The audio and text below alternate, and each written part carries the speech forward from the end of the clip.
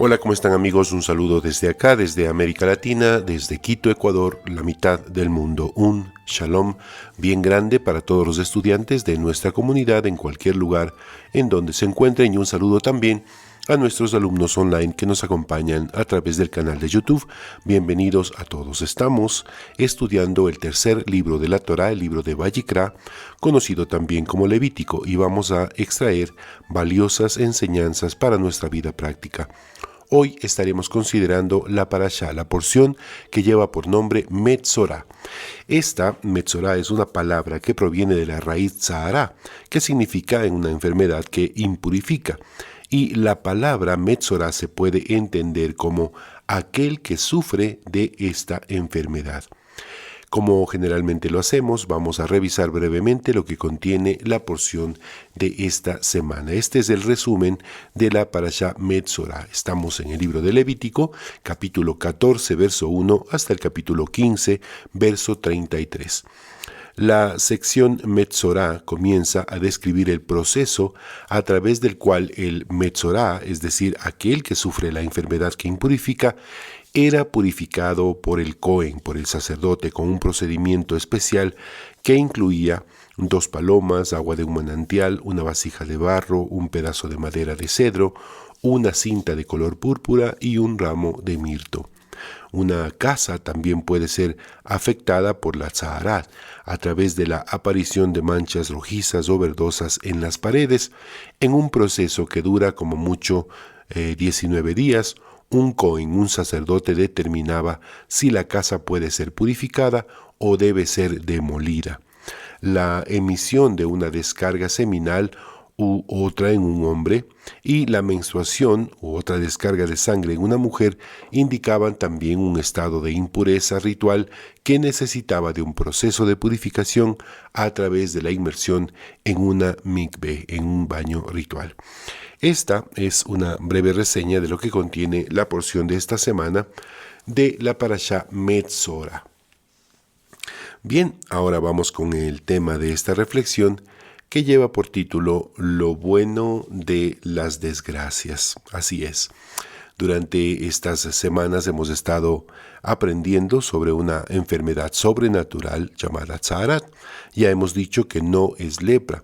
Se podía parecer a la lepra, pero no era concretamente la enfermedad que se conoce hoy en día como lepra. Pues la lepra se produce debido a una bacteria y su tratamiento es largo y doloroso. La Tzaharat era una señal, por así decirlo, de que la persona ha utilizado mal su lengua, su boca, ha hablado mal, con malas intenciones, y a esto se le conoce como lashon hará, la lengua maliciosa, malintencionada. ¿Qué se considera como la lengua maliciosa? Aquí 3 ideas básicas.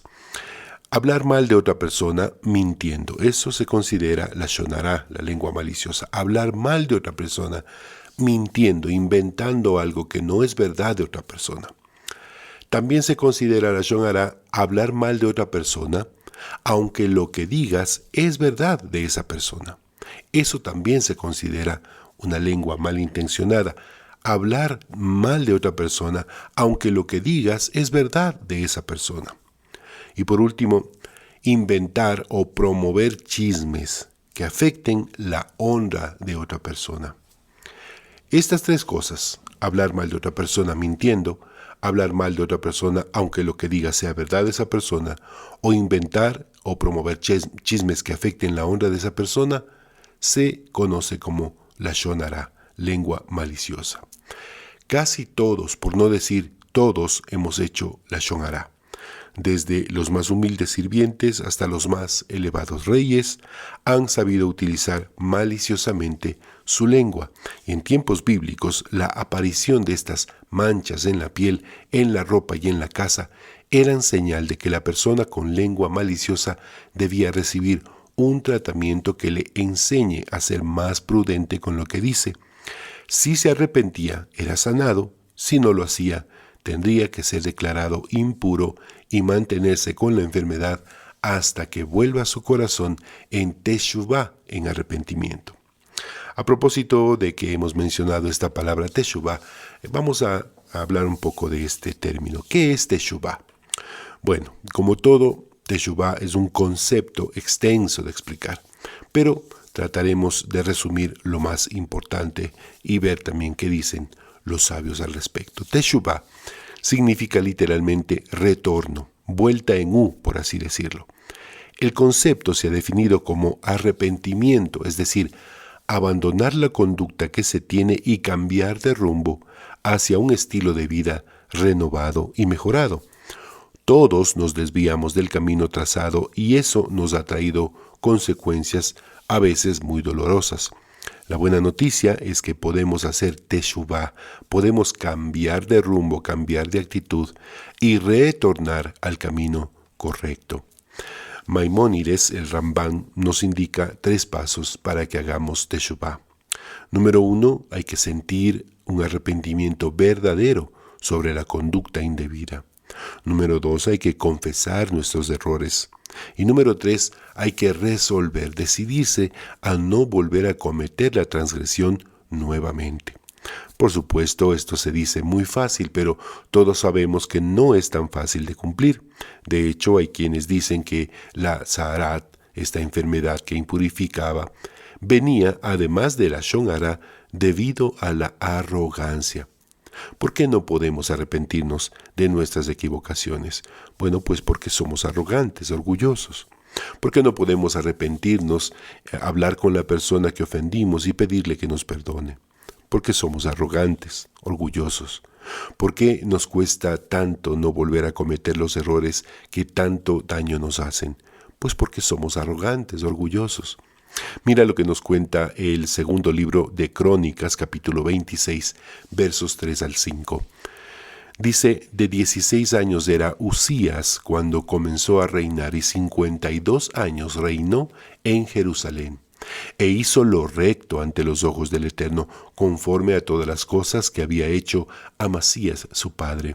Y persistió en buscar a Dios en los días de Zacarías, y en estos días en que buscó al Eterno, Dios le prosperó.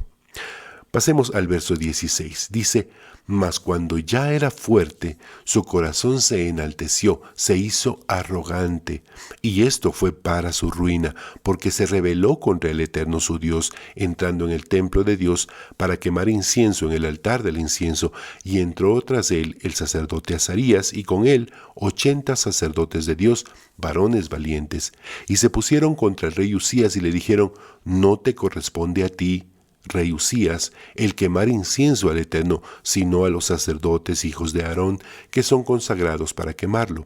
Sal del santuario porque has prevaricado, y no te será para gloria delante de Dios. Entonces Usías, teniendo en la mano un incensario para ofrecer incienso, se llenó de ira y de arrogancia contra los sacerdotes.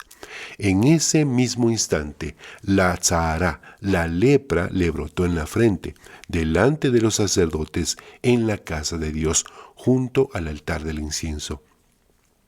Y le miró el sumo sacerdote Azarías y todos los sacerdotes, y he aquí la lepra estaba en su frente, y le hicieron salir apresuradamente de aquel lugar, y él también se dio prisa para salir, porque Dios lo había herido. Así el rey Usías fue Metzorá, fue leproso hasta el día de su muerte, y habitó leproso en una casa apartada, por lo cual fue excluido de la casa de Dios, y Jotam su hijo estuvo a cargo de la casa real. Este rey, Usías, no hizo teshuvá, no se arrepintió, no supo arrepentirse, no quiso dejar su orgullo, su arrogancia, y por eso vivió toda su vida y hasta el día de su muerte con Zaharat. ¿Cuál era el propósito entonces de que alguien reciba Zaharat? ¿Castigo de parte de Dios? Por supuesto que no. El propósito era provocar teshuvá en la persona. Como dijimos la semana pasada, mostrarle a la persona lo que hay en su interior. El rey Usías era un hombre bueno. Dice la Escritura que hizo lo recto ante los ojos del Eterno, y en estos días en que buscó al Eterno, Dios le prosperó. Cuando hacemos lo recto, lo justo, cuando obramos con rectitud y justicia, cuando no ofendemos a nuestro prójimo con nuestras palabras ni con nuestros actos, somos prosperados. El Eterno no quiere castigarnos, quiere prosperarnos. Pero si nos desviamos del camino correcto, escucha bien lo que voy a decir, Con su misericordia Dios va a mostrarnos a través de cualquier medio que necesitemos para hacer teshuvá, retornar al camino correcto. ¿Para qué? ¿Para ser castigados? Por supuesto que no. Para ser prosperados. En la porción de esta semana, en la semana que estamos estudiando, hay un tema muy interesante. Busquemos el texto en el capítulo 14 de Levítico, verso 33, y dice así: El Eterno les dijo a Moisés y a Aarón: ustedes van a recibir en propiedad la tierra de Canaán cuando la ocupen. Yo haré que salga Zaharat, mo, es decir, algo parecido al mo, Zaharat, mancha, como las manchas de esta enfermedad que impurifica, también podían caer sobre la ropa o sobre las casas. Entonces el Eterno le está diciendo a Moisés y a Aarón: yo haré que salga Zaharat en algunas de sus casas. Entonces el dueño de la casa irá y le dirá al sacerdote: he visto en mi casa algo que parece Zaharat. Entonces el sacerdote ordenará que saquen todo lo de la casa antes de que él vaya a examinar la mancha. Si ellos hacen esto, lo que está dentro de la casa no se volverá impuro. Luego el sacerdote irá a examinar la casa, observará la mancha, y si ésta es de color verdoso o rojizo, que parecen más profundos en la superficie de la pared, entonces el sacerdote saldrá y cerrará la casa por 7 días.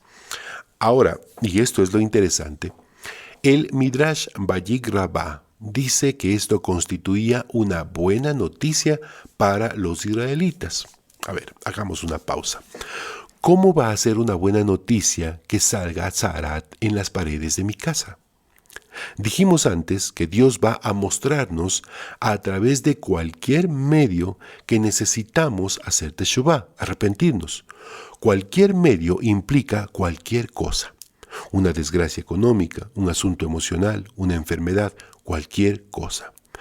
¿Cómo podríamos decir que una desgracia es una buena noticia? Sigamos leyendo lo que dice el Midrash Vayik Rabbah. Dice el Midrash que si en una casa aparecía este moho, esta Zaharat, esta mancha, eso era una buena noticia para el dueño de casa. ¿Por qué?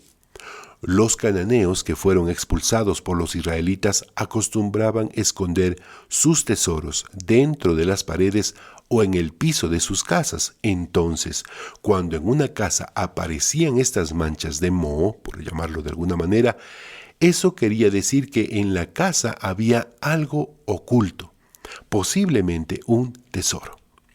La mancha era la muestra externa de que había algo escondido, algo oculto.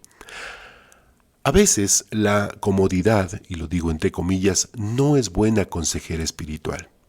Cuando todo aparentemente va bien, entonces nos acomodamos tranquilamente, dejamos de orar, dejamos de leer las Escrituras, de estudiar, nos relajamos y poco a poco nos vamos hundiendo en una comodidad nada saludable para nuestro crecimiento espiritual.